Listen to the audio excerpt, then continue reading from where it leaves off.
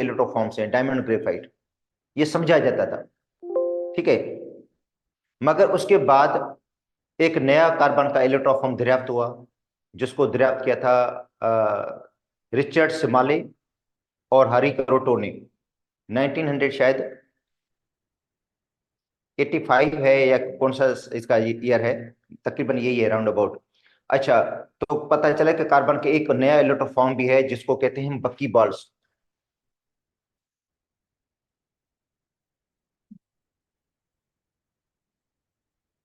और जिसका molecular formula होता है C60। जो बक्की बॉल्स हैं उनका जो मॉलिक्यूलर फार्मूला है वो क्या होता है, C60 होता है। इसका मतलब है बक्की बॉल्स के अंदर इसकी जो शेप होती है वो फुटबॉल जैसी होती है। इसके अंदर एक होती है पेंटागोनल रिंग्स। पेंटागोनल रिंग का मतलब है एक रिंग होगी जो 5 कार्बन वाली होगी इसके अंदर।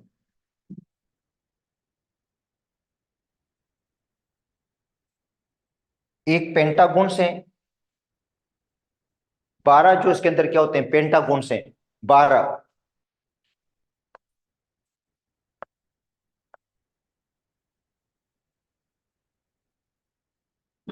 पेंटागोनल रिंग्स हैं।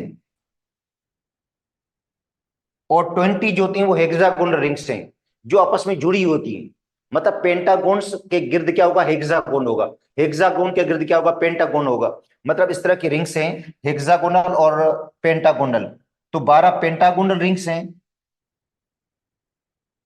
और 20 जो होती हैं वो हेक्सागोनल रिंग्स हैं।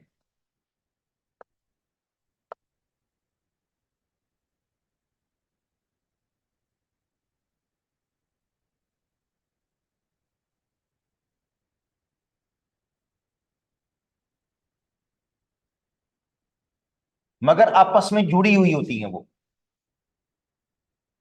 मतलब पेंटागोन के गिर्द हेक्सागोन होगा, हेक्सागोन के गिर्द पेंटागोन होगा। तो इसकी स्ट्रक्चर मैं आपको बता देता हूं कि स्ट्रक्चर इसका जो है इस टाइप का होगा।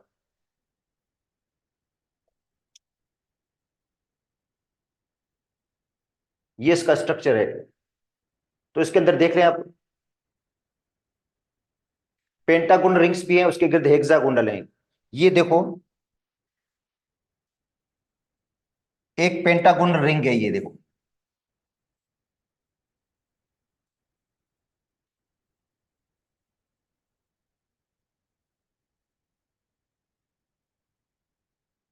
ये पेंटागोनल रिंग है। पेंटागोनल के देखो सराउंडिंग में क्या है, एक हेक्सागोनल रिंग भी है, देखो ये हेक्सागोनल है।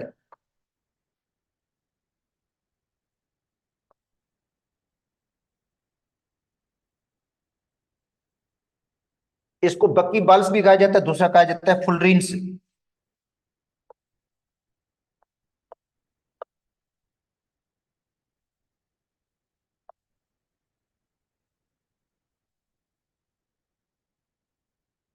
बक्की बाल्स भी कहा जाता है या इसको कहा जाता है फुलरीन्स, क्योंकि इसकी जो शेप है बक्की बॉल्स की फुटबॉल जैसी है। और एक आर्टिक आर्टिक था, बकमिंस्टर फुलरीन्स, उसने एक बिल्डिंग बनाई थी जिसकी शेप फुटबॉल जैसी थी। मतलब उसने जो बिल्डिंग बनाई थी उसकी जो शेप थी वो फुटबॉल जैसी शेप थी।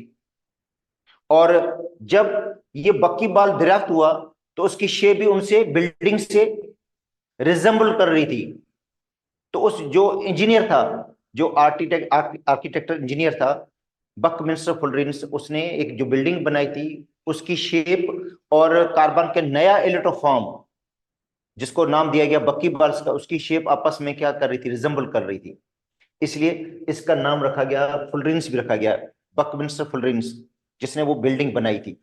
ठीक है, बक्की बाल्स। हालांकि इसके जो इसको दरियाफ्त करने वाले कुछ और थे, हरी क्रोटो, रिचर्ड सिमाले, उनके नाम से नहीं है, मगर वो एक इंजीनियर के नाम से इसका नाम रखा गया फुलरीन्स। क्योंकि इसको बनाने वाला जो एक इंजीनियर जिसने एक बिल्डिंग बनाई थी उसकी शेप और बक्की बॉल्स की जो शेप थी वो क्या कर रही थी, आपस में रिजेंबल कर रही थी, मुशब्बत कर रही थी, इसलिए इसका नाम रखा गया। तो इसका जो शेप होती है वो एक फुटबॉल जैसी होती है, होलो केज। एक फुटबॉल जैसे नहीं तो पिंजरा होता है ऐसे गोल सा, जिसके अंदर हेक्सागोनल रिंग्स भी हैं और क्या हैं, पेंटागोनल रिंग्स भी हैं। अच्छा, अगर इसकी हम प्रॉपर्टीज को देखेंगे, बक्की बॉल्स की प्रॉपर्टीज को देखेंगे, तो बक्की जो बॉल्स हैं उसमें हीट भी पास हो जाती है। गुड कंडक्टर है किसका, हीट का और इलेक्ट्रिसिटी का। हीट भी पास हो जाती है, इलेक्ट्रिसिटी पास हो जाती है, इसलिए इसको बैटरीज के अंदर भी इस्तेमाल करते हैं, इलेक्ट्रॉनिक डिवाइसेस के अंदर भी इस्तेमाल करते हैं, नैनो टेक्नोलॉजी के अंदर भी इस्तेमाल किया जाता है बकी बॉल्स को।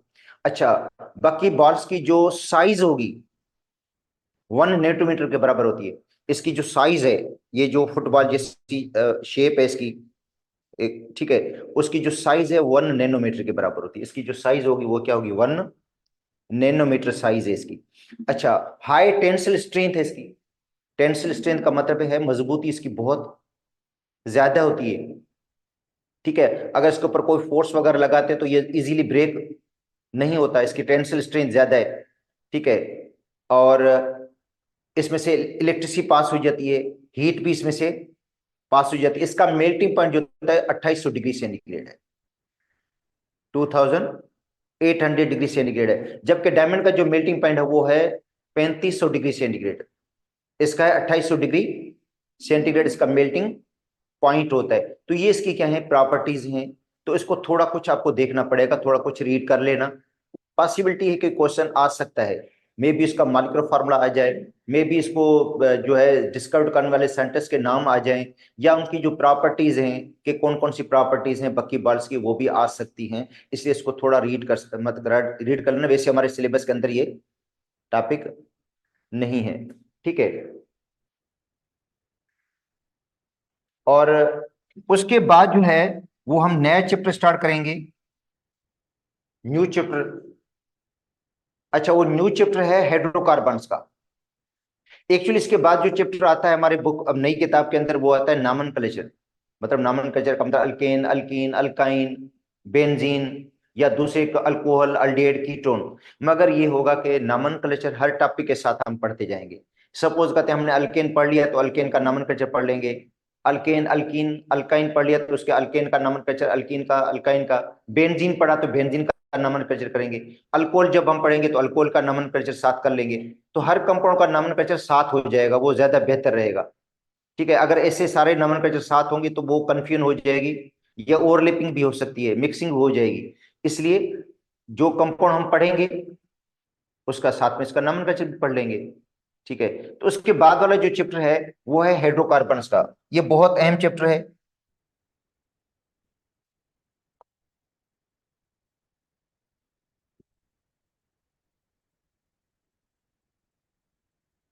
Hydrocarbons, the compounds.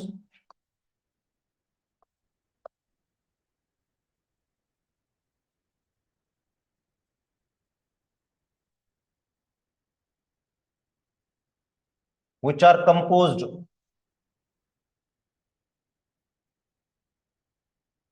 Of carbon and hydrogen.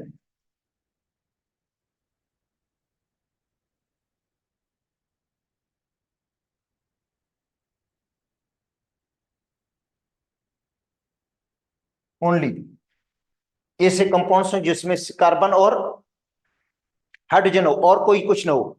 अच्छा, अब आते हैं इनकी क्लासिफिकेशन।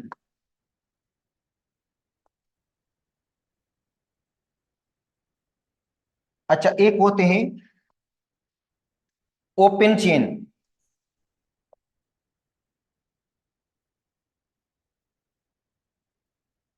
हाइड्रोकार्बन।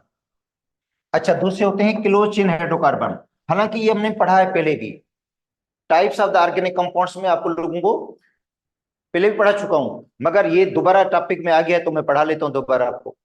तो हाइड्रोकार्बन की क्लासिफिकेशन, एक है ओपन चेन हाइड्रोकार्बन, दूसरे होते हैं क्लोज चेन हाइड्रोकार्बन।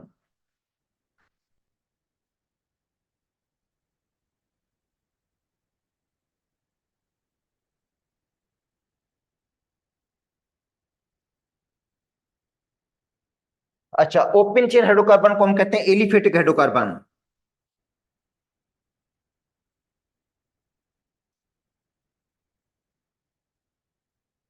अच्छा, इनमें एक आते हैं सेचुरेटेड,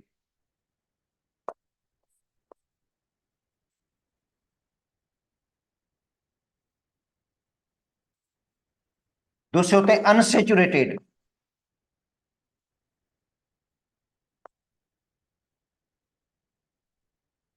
अच्छा, सेचुरेटेड हाइड्रोकार्बन जो है